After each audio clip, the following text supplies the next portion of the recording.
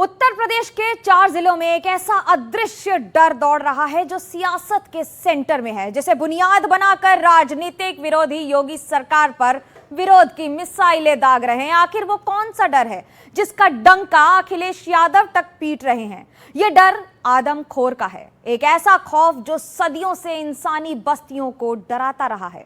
UP के 4 जिले बहराइच, बिजनौर, सीतापुर और लखीमपुर में आदमखोर की दहशत फैली है।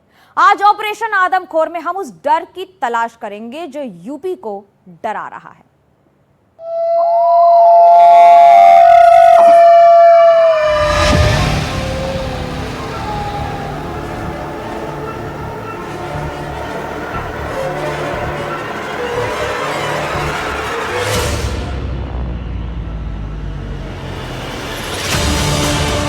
यूपी में अदृश्य खौफ की हकीकत क्या है?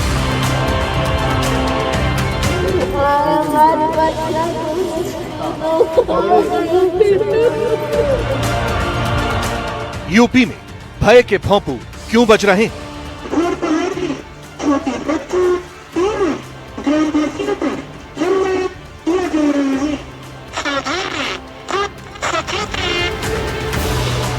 यूपी में किस दहशत के आगे रत जगा है?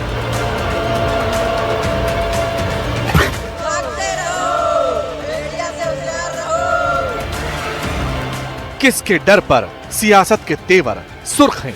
जो सरकार ने दिया है वन विभाग ने 24-25 का 60 लोगों की जान जा चुकी है और 220 घायल।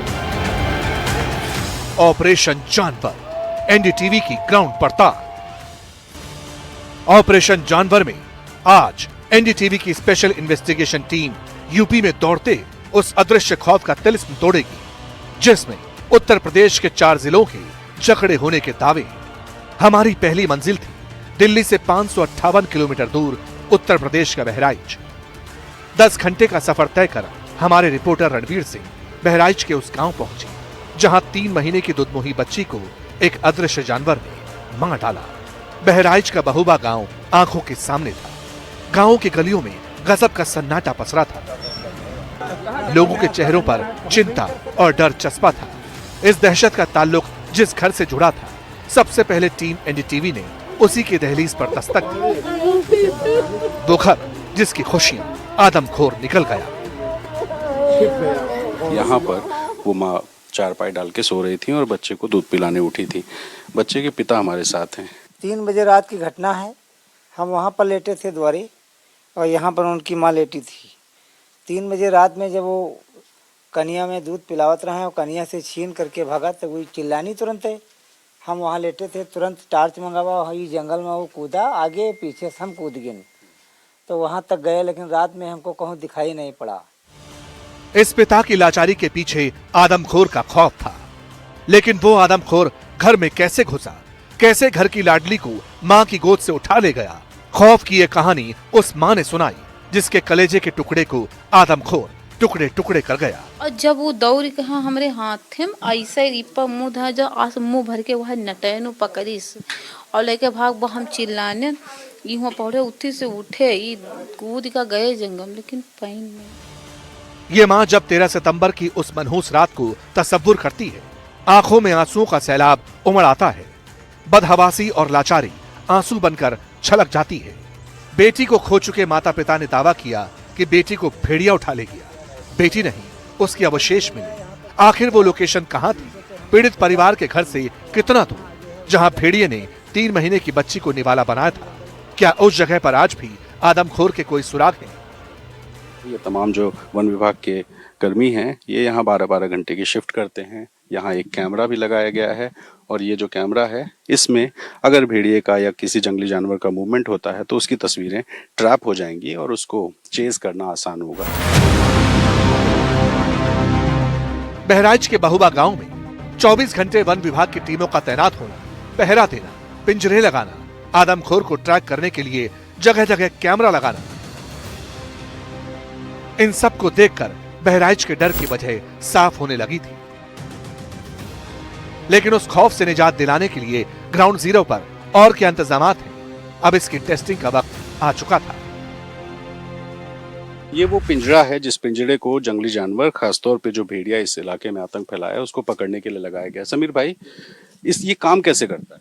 ये सर रात में बकरी अंदर कर देते हैं जी, जैसे जी तो बकरी जैसे इसके अंदर डाल देंगे और ये गेट खुल खुला जाए। रहेगा सर जी। ये जी जी तो वो मतलब बकरी के लालच में आए और जी आए तो आएगा तो फिर ये बंद कैसे होगा? जी, ये ऑटो बंद हो जाएगा, ऊपर खड़ा होता है सर। जैसे वहाँ पकड़ेगा सर, जैसे वहाँ रखेगा ये नीचे आ जाएगा।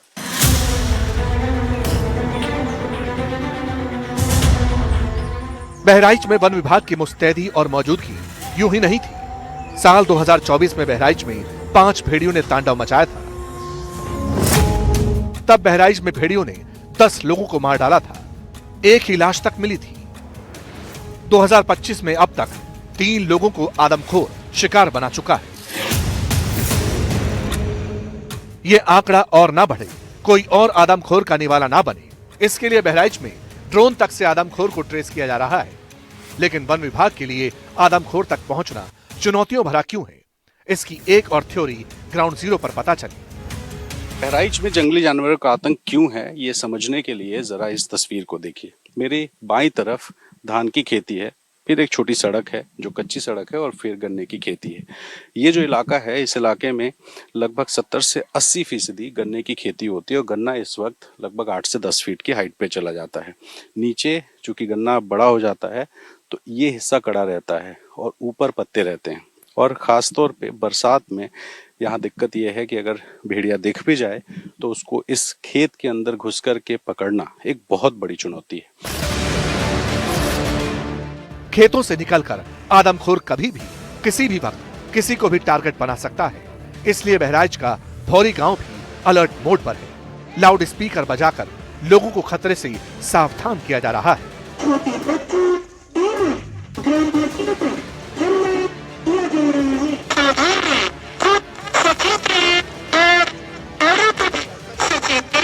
मैं इस वक्त उसी भौरी गांव में मौजूद हूं और एक साइकिल वाला जो आते हुए दिखाई दे रहा है, इस साइकिल में एक स्पीकर लगा हुआ है और इस स्पीकर पे अनाउंसमेंट होता है कि लोग सावधान रहें, जंगली जानवरों का आतंक है, अंधेरा होने के बाद घरों से ना निकलें। इस तरह का अनाउंसमेंट हो रहा है। इस बच्चे से पूछते हैं, बेटा इसको जरा बंद करना, इसमें क्या अनाउंसमेंट हो रहा है?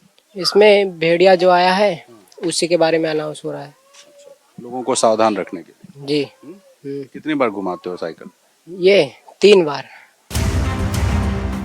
बहराइच का ये गांव सतर्क है, सावधानी बरती जा रही है, लेकिन खतरे से आगाह करते लाउडस्पीकर बच्चों के जहन पर कैसी छाप छोड़ रहे हैं, ये समझना भी जरूरी है, क्योंकि अदृश्य जानवर के लिए सॉफ्ट टारगेट बच्चे ही हैं। आदमखोर के खौफ ने बच्चों की जिंदगी पर कितना असर डाला, इस डर की नब्ज भी हमने टटोली। स्कूल जा रहे हो बच्चों? हाँ। भेड़िया आया है? हाँ। डर लगता है? हाँ। भेड़िया कितने दिन से यहाँ घूम रहा है? 10-12 दिन से। यहाँ पे? रात में मम्मी लोग खेल निकलने देती हैं घर से? नहीं, क्या कहती हैं? घर से बाहर मत निकलो। घर वाले निकलने को मना कर रहे हैं? Yes sir. क्या कह रहे हैं? कह रहे कि घर से बाहर न मत निकलो और जंगली भेड़ियों का आतंक है इसलिए। अच्छा, तो कैसे स्कूल जाते हो? यस। क्या भाई आप लोगों को कितना डर है? सर हमें बहुत सा डर है। शाम के टाइम हमें निकलने में थोड़ा झिझक रहता है कि हमारी जान को इतना खतरा है। जैसे जैसे दिन ढलने लगता है, बहराइच में जानवर का खौफ बढ़ने लगता है। दिन में लाउडस्पीकर और रात में लोग टोलियां बनाकर पहरेदारी करते हैं। लाठी डंडों से लैस होकर उन राहों पर निकलते हैं जहां से आदमखोर के गांव में दस्तक देने की सबसे ज्यादा आशंका होती है। अंधेरा होते ही गांव के लोग टोलियां बनाते हैं। टोलियां बना करके टॉर्च और लाठी डंडे हाथ में ले करके उन खेतों में निकलते हैं जिन खेतों में ये जंगली जानवर हो सकते हैं, यानी उन संभावित जगहों पर जाकर के गश्त करने का काम ग्रामीण किया करते हैं। मैं जिस जगह मौजूद हूँ यहाँ आसपास खाली गन्ने के खेत हैं और ये वो इलाका है जहाँ इस वक्त वन विभाग ने अपने कर्मचारियों की भी तैनाती की है, साथ ही पिंजरे, कैमरे और साथ साथ ड्रोन से भी निगरानी की जा रही है। लेकिन बावजूद उसके यहाँ पर दिक्कतें ऐसी हैं। आप लोग क्या गश्त करने के लिए निकले? जी, चल ही रहा है हम लोग का।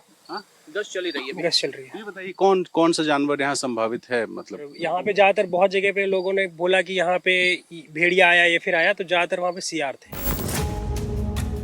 वन विभाग की टीमें भी रात में बहराइच में जुटी हैं। आदमखोर की हर आहट पर पैनी निगाह रखी जा रही है।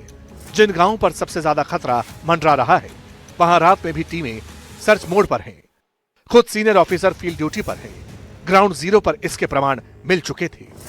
पहरा करती टीमों के बीच गांव वालों की एक टोली हमें घुप अंधेरे में आती दिखी। कुछ लड़के आगे चल रहे थे जो जागते रहो, भेड़िए से होशियार रहो की आवाज लगाकर गांव वालों को अलर्ट कर रहे थे। वन विभाग जितना मुस्तैद है, उतने ही गांव वाले भी। वन विभाग का दावा है कि गांव में भेड़िया नहीं, सियार है।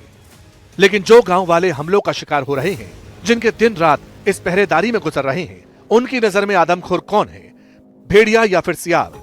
इसका जवाब भी हमें ग्राउंड जीरो पर ही मिला। सामने की तरफ कुछ लोग हैं जो वहां पर खड़े हैं और वो आते हुए आपको दिखाई दे रहे हैं। ये सारे ग्रामीण हैं और वन विभाग के भी लोग साथ में आपको दिख रहे हैं।